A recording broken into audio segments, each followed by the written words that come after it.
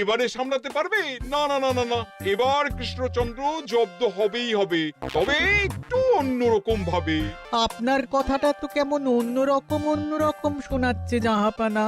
তাহলে তুমি শোনাও। কি জাহাপানা? আমার কত ধনরত্ন আছে সেটা কি তোমার জানা আছে উজির? না জাহাপানা, তবে জানার আগ্রহ আছে বিস্তর। শুধু তোমার কেন, আরো অনেকেরই আগ্রহ আছে শুনলাম, আর সেটা যতক্ষণ না জানা যাচ্ছে ততক্ষণ মনটা কেমন খচখচ খচখচ করে। করে বই কি, এই তো প্রশ্নটা শোনার পর থেকেই আমার মনটাই কেমন একটা উস্কুস উস্কুস করতে শুরু করে দিয়েছে। আমার হাতে একটা অস্ত্র চলে এসেছে, এবার তাই আমি এমন এক প্যাঁচ কষবো যে কৃষ্ণচন্দ্র মনে মনে কিছুতেই শান্তি পাবে না, আর তাকে অশান্তিতে রাখতে পারলে আমার যে কি শান্তি কি বলবো।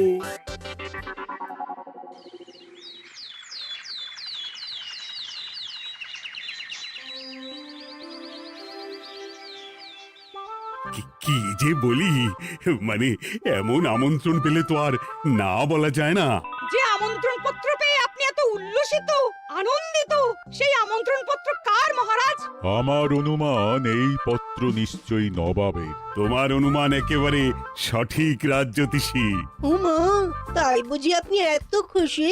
সব দেখে শুনে আমারও তো খুব আগ্রহ জাগছে। সে তো জাগবেই, তবে আগে ভাগেই বলে না দিয়ে আমি দেখছি কার কেমন সব চিন্তা ভাবনা মাথায় আসে।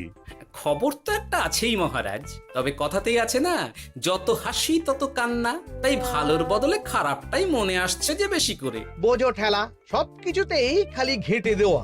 সত্যি গোপাল, আজকাল যেন সবেতেই তুমি নেতিবাচক কথা বলো। এটাই তো গোপালের স্বভাব মহারাজ। সে যাই হোক, গোপালের অকর্মণ্যতা টের পেয়েই বোধহয় নবাব শুধু আমাকে আর মন্ত্রীকে মুর্শিদাবাদে যাওয়ার নিমন্ত্রণ করেছেন।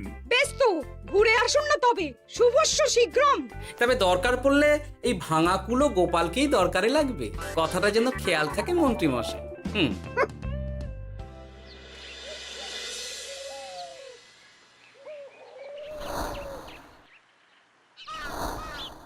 খেয়াল করেছো গিন্নি, আজকাল আমি কেমন কথায় কথায় গোপালকে চুপ করিয়ে দিচ্ছি।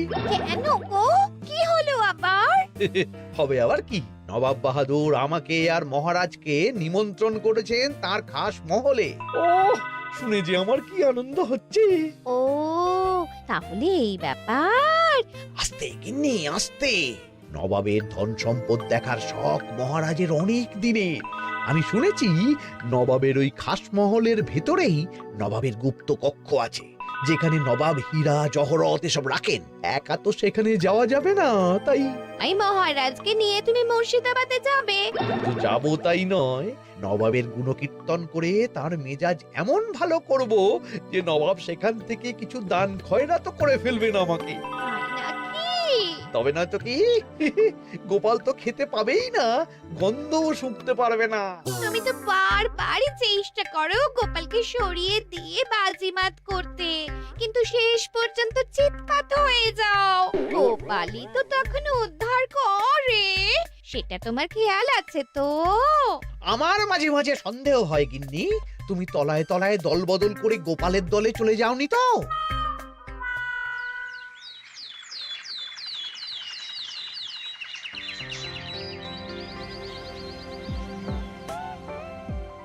এবার বুঝলে তো দাদু, আমরা কিন্তু তোমারই দলে। ঝালে ঝোলে অম্বলে সব সময় তোমার সঙ্গে সঙ্গে থাকি। তাই যখনই পাই তখনই তোমাকে সেবা করার সুযোগ হাতছাড়া করতে চাই না, কি বুঝলে? তাই বলে পড়া ছেড়ে তোরা এখন দাদুকে হাওয়া করছিস? তুমি বুঝবে না দিদা, দাদুকে শুতে বসতে হাতে রাখলে লাভ আছে। সে তো বটেই, আর তুমি বা শুয়ে আছো কেন? তোমার কি কাজকর্ম কিছু নেই? পড়ে পাওয়া 14 আনা ছুটি কাজে লাগিয়ে কদিন ভাবছি দিব্যি গায়ে হাওয়া লাগাবো, বুঝলে গিন্নি? আর আমরা এসে সেটাই করে দিচ্ছি। সে তো দেখতেই পাচ্ছি। তা ছুটিটা কি সে শুনি? ওদিকে মহারাজ আর মন্ত্রীমশাই নবাবের কাছে গেছেন, তাই এদিকে আমি শুয়ে পড়েছি, এই আর কি। কথাতেই তো আছে, চাষি গেল ঘর, লাঙল তুলে ধর, তাই না গিন্নি? কথায় কথায় দাদু ভালোই দিয়েছে। কোথায় মহারাজ তোমাকে সঙ্গে করে নিয়ে যায়নি বলে তোমার আফসোস হবে তা নয়, উল্টে তুমি শুয়ে শুয়ে হাওয়া খাচ্ছ। আমার মন বলছে শুধু আমি নয়, নবাবও বাজাচ্ছেন ওদিকে। মহারাজ আর মন্ত্রীমশাইকে ঘটা করে কি আর এমনি এমনি ডেকে নিয়ে গেছেন সেখানে? হ্যাঁ?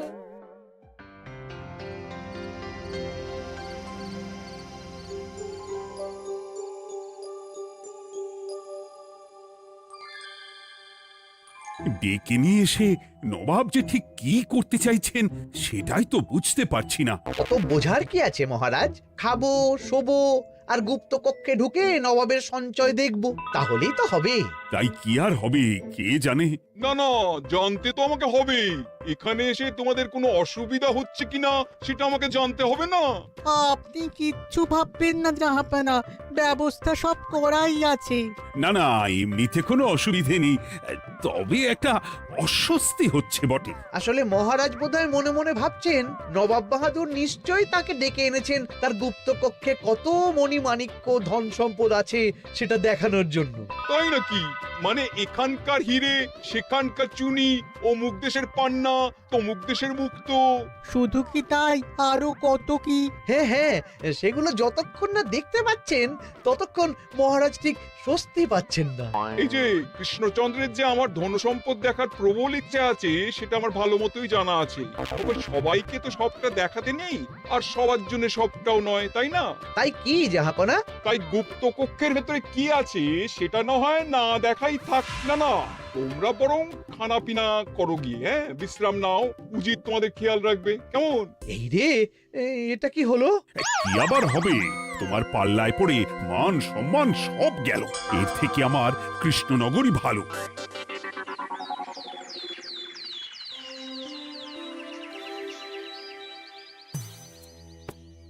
মুর্শিদাবাদ থেকে ফিরে আসার পর থেকেই কেমন থমথমে মুখ করে বসে আছেন মহারাজ। ব্যাপারটা কি? খাতির যত্ন কেমন হলো মহারাজ? কোনো ত্রুটি ছিল নাকি? না না, তেমন কিছু নয়, তবে যে উদ্দেশ্যে নবাবের কাছে যাওয়া সেটাই তো সফল হলো না।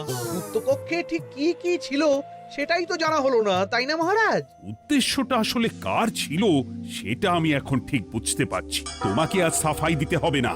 সেই বুঝবেন, তবে দেরিতে বুঝবেন। কি আর করা যাবে, ফলে যা হওয়ার তাই হবে। না না, তাই বলে নবাব যেভাবে তার গুপ্ত কক্ষে ঢুকতে না দিয়ে আমাকে অপমান করেছেন সেটা আমি মোটেই মেনে নিতে পারছি না। মহারাজের এই অপমানের শোধ তুলতে পারে একমাত্র গোপাল, আমি নিশ্চিত। ঠিক বলেছেন, গোপাল যদি দেয় কোনো চাল তাহলেই নবাব হবেন নকল। না না, এর মধ্যে গোপালের ঢোকার কোনো দরকার নেই। এটা মহারাজ আর নবাবের ব্যাপার। তুমি চুপ করো, কে কোথায় ঢুকবে সেটা আমায় দেখতে দাও। এখানে আর দেখার কি আছে মহারাজ? নবাবের মুখের ওপর তো আর কিছু বলা যাবে না। তুমি বলো গোপাল, সুযোগ পেলে তুমি নবাবকে পাল্টা শিক্ষা দিতে পারবে কিনা? সুযোগ পাওয়া যায় না মহারাজ, সুযোগ তৈরি করে নিতে হয়। তাই আমি সুযোগ তৈরিও করব আর তার সদ্ব্যবহার করব। আর এটাও বলে রাখছি, নবাবকে নাকাল করে সুদে আসলে আপনার অপমানের বদলা নিয়ে তবে ছাড়ব।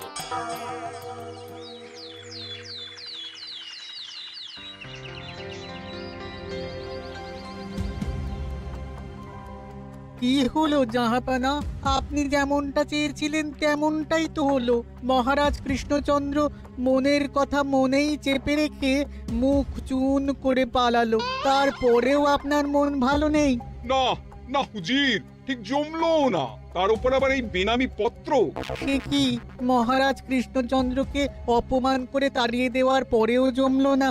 হ্যাঁ, আর কোন পত্রের কথা বলছেন জাহাপানা? কে পাঠিয়েছে, কোথা থেকে পাঠিয়েছে কিছুই বুঝতে পারছি না। তবে দু চার কথা যা লেখা আছে এতে, তাতেই তো চোখ কপালে উঠেছে। আমার খাস মহলের ব্যবস্থাপনায় নাকি ত্রুটি আছে, অতিথি আপ্যায়নে বিস্তর গলদ। সেটা আবার 5 কান, এই না মানে এক কান হলো কি করে? কানাকানি হোক বা না হোক, জানাজানি হতে কিন্তু দেরি নেই। নাও থালা সামলাও, এদিকে গোপালও এসে হাজির। এমনি এমনি কি আর এসেছি জাহাপনা? আসলে মহারাজ এসে আপনার খাসমহলে ছিলেন বটে, তবে যে শয্যায় মহারাজকে শুতে দেওয়া হয়েছিল সেটা ছিল অসমান আর শক্ত। তাই আমি ছুটে এসেছি আপনার এইরকম নিম্নমানের সামগ্রী আর ব্যবস্থাপনা দেখার জন্য। এখানে আবার দেখার কি আছে? সবাই তো জানে নবাবের ধন সম্পদের কথা, এবার না হয় আমি নবাবের দৈন্য দশার কথা জানাবো সবাইকে। এসব কি হচ্ছে কিছুই তো বুঝতে পারছি না। প্রথমে এই পত্র, তারপর গোপালের অভিযোগ এই মাত্র। না না না না, এইরকম হতেই পারে না। কি হতে পারে না জাহাপনা? আমার শয্যায় কোনো গলদ নেই, আর এটা শুধু তুমি চোখেই দেখবে না, একবার শুয়েও দেখবে। আজ রাতটা তুমি আমার খাস মহলেই কাটাবে, আর ওই শয্যাতেই শোবে। হ্যাঁ, এইরকম করবেন না জাহাপানা, গোপালকে বিশ্বাস নেই, কখন যে কি করে ফেলবে তখন দেখবেন মাথা চাপড়াতে হবে। তবে এটাও শুনে রাখো গোপাল, যে গুপ্ত কক্ষ আছে যেখানে হিরে জহরাত প্রসাধনী সামগ্রী ইত্যাদি প্রভৃতি রাখা আছে, তার দরজা কিন্তু কোনো মতেই খুলবে না। সত্যি কথা বলতে কি, সেই গুপ্ত কক্ষ দেখার স্বাদ আমারও ছিল বটে, তবে কি আর করা যাবে, নবাব যেমন বলবেন সেটাই মেনে নিতে হবে। তবে মনটা আনচান করবে, এই আর কি। যাক, গোপালের মনের মধ্যেও অস্বস্তি ঢুকিয়ে দেয়া গেছে তাহলে। বাবা, ছুঁচ হয়ে ঢোকার সুযোগ পেয়েছি, এবার ফাল হয়ে বেরোবো।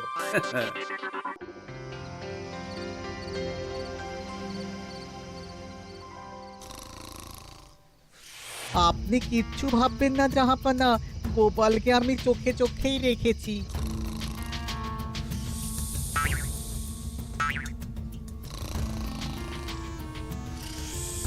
কিন্তু দেখে তো মনে হচ্ছে গোপালের শুতে কোনো অসুবিধা হচ্ছে। তা কি করে হয় জাহাপানা? অবশ্য কায়দা করে গোপালের মনে যে গুপ্ত কক্ষের ভাবনা ঢুকিয়ে দিয়েছেন, হতে পারে তার জন্যই সে আনচান করছে।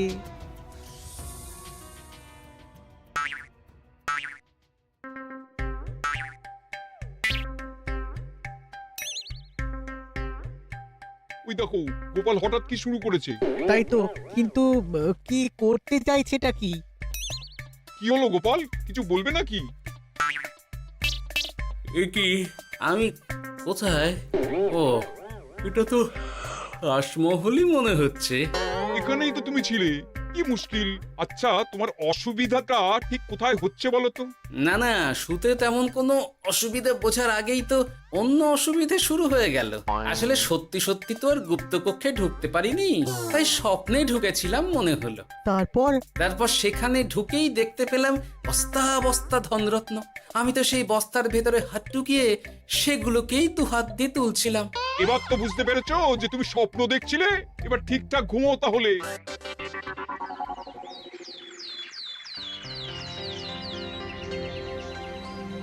কাল রাতে গোপাল আচ্ছা ঝামেলায় ফেলেছিল। কবে ফেলে না জাহাপানা? আমাকে নিয়েই আলোচনা চলছে মনে হচ্ছে। ভুল কিছু মনে হয়নি, সে যাই হোক। এখন বলো দেখি, খাস মহলের শয্যাটা কেমন ছিল কাল রাতে? সে আর কি করে বলি জাহাপনা, স্বপ্ন দেখার চক্করে ঘুমের দিকে তেমন মন দিতে পারিনি যে। গোপাল মানেই গোলমাল, আবার বাহানা দিতে শুরু করেছে। তাই বলছিলাম কি, আর এক রাত না ঘুমোলে ঠিক মতো বলতে পারবো না। বেশ তো, আর এক রাত থাকো না হয়, তবে আমারও একটা শর্ত আছে। আগের রাতে তুমি স্বপ্নের ঘরে যা কাণ্ড ঘটিয়েছো না, তাতে জাহাপানা খুব বিরক্ত, বুঝতে পারছো নিশ্চয়ই। বুঝেছি তো, তবে যে কোনো শর্তেই আমি খাস মহলে শুতে রাজি।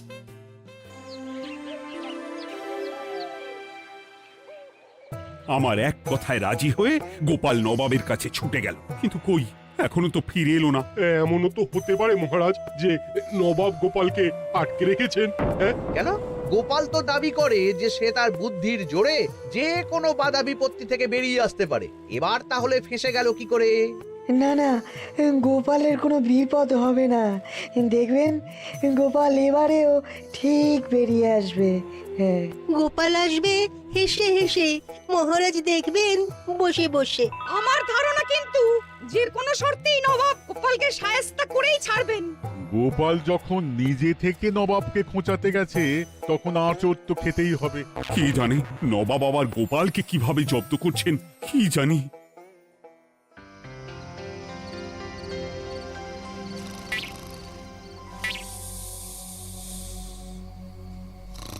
ব্যবস্থাপনায় কোনো ত্রুটি নেই জাহাপানা, তবে আজ গোপালকে না আচ্ছা জব্দ করা হয়েছে জাহাপানা।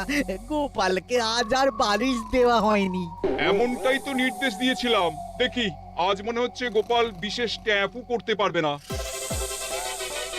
কিন্তু এ কি, গোপাল যে আবার উসখুস করছে। তাই তো দেখছি। এক্ষুনি গোপালকে ঘুম থেকে ডেকে তুলে দিতে হবে, না হলে আজ আবার একটা অনিষ্ট করবে। না না, আজ আর কিছুই করতে পারবে না, বালিশই তো নেই।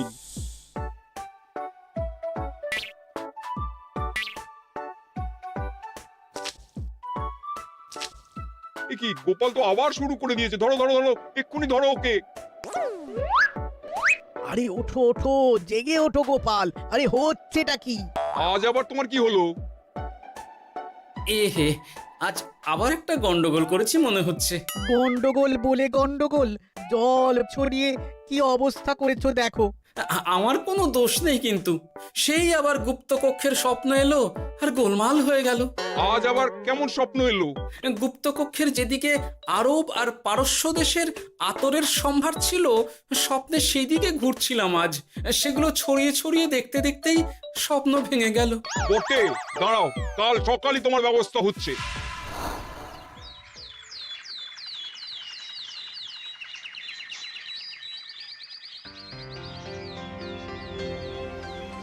গোপালের বিদায় করার ব্যবস্থা পাকা হয়েছে তো উজির? কি যে বলেন জাহাপানা, আপনি কিছু করতে বললে আমি কি সেই কাজ ফেলে রাখি নাকি? কি ব্যবস্থা করলে শুনি? তোমার তো আবার 18 মাসে বছর। এবারে আর সেটা বলতে পারবেন না। ঘোড়ার পিঠে চেপে এতক্ষণে হয়তো গোপাল কৃষ্ণনগরে পৌঁছেও গেছে। যাক, আপদ বিদেয় হয়েছে তাহলে। সর্বনাশ হয়ে গেছে জাহাপানা। আবার কি হলো? গোপাল তো ওই খাসমহল ছেড়ে যায়নি, উল্টে কোথা থেকে একটা ওই ঢেঁড়া জোগাড় করে এনে ওই সবকিছু ঘেঁটে দেওয়ার চেষ্টা করছে। বোঝো ঠেলা, এবারে নবাবই দেখুক কি করে সামলাবে।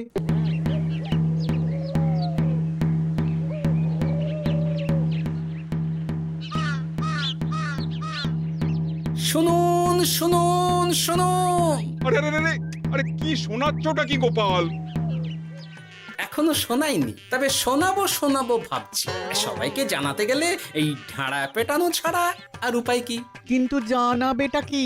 এই যে নবাব যে অতিথিদের ডেকে এনে তাদের নিশ্চিন্তে ঘুমোতে দেওয়ার ব্যবস্থা করতে পারেন না, এটা তো সবার জানা দরকার। কি বিপদ! না না না না, এই বদনাম নিয়ে আমি গোপালকে কোথাও যেতে দেবো না। তাহলে কি করতে হবে জাহাপানা? আজ ও রাতে গোপাল খাস মহলে শোবে। এই তো এবার পড়েছেন গোপালের জালে।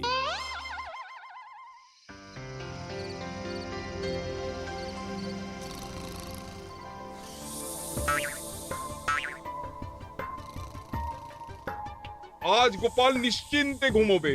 স্বপ্ন অস্বস্তি হওয়ার মতন কিছুই হবে না আজ। গোপালকে ভরসা নেই জাহাপানা, কখন যে কি করে ফেলে বলা তো যায় না। না না, আমি নিশ্চিত আজ আর কিছুই হবে না।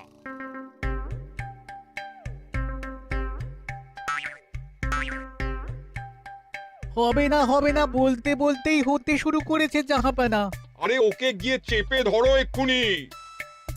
ঘুমের ঘোরে আবার কি করছো গোপাল? এবার আবার কি হয়েছে? আবার কি স্বপ্ন দেখছিলে নাকি? কি মুশকিল হলো বলুন তো দেখি। গুপ্তকক্ষে ঢুকতে পারিনি, কিন্তু তার স্বপ্ন দেখা তো থামছে না। তার মানে? আজ স্বপ্নে দেখছিলাম গুপ্তকক্ষের একদিকে দামি দামি রেশমি কাপড়, মসলিনের বিপুল সম্ভার, ওই সেগুলোই টেনে টেনে দেখছিলাম আর কি। তাই বলে পর্দা ধরে টানাটানি করতে হবে? ওই দেখুন, ওগুলোকেই তো মসলিন ভাবলাম। না না না না, এবার আমি মনে মনে স্থির করে ফেলেছি এই ঝামেলা থেকে বেরোবার একটাই উপায়, আর সেটাই এবার আমি করব।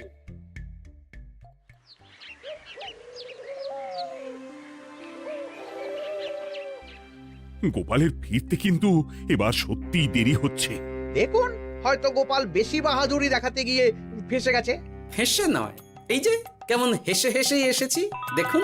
এই তো গোপাল ফিরে এসেছে। শুধু ফিরেই আসেনি, তার সঙ্গে আরেকটা সুসংবাদও নিয়ে এসেছি। হ্যাঁ, সেটা আবার কি? আমার প্যাঁচে পড়ে নবাব শেষ পর্যন্ত বাধ্য হয়েছেন গুপ্তকক্ষ খুলে দিতে, সঙ্গে কিছু উপঢৌকনও দিয়েছেন।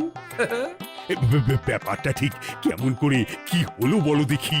বলছি মহারাজ, নবাব বাহাদুর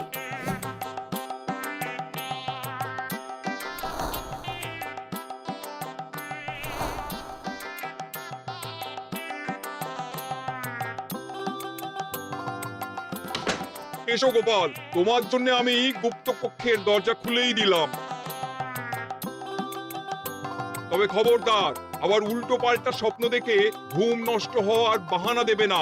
আর কৃষ্ণচন্দ্রকে গিয়ে বলবে তারও আর গুপ্ত কক্ষ দেখতে আসার কোনো বাধা নেই। আর একটা কথা,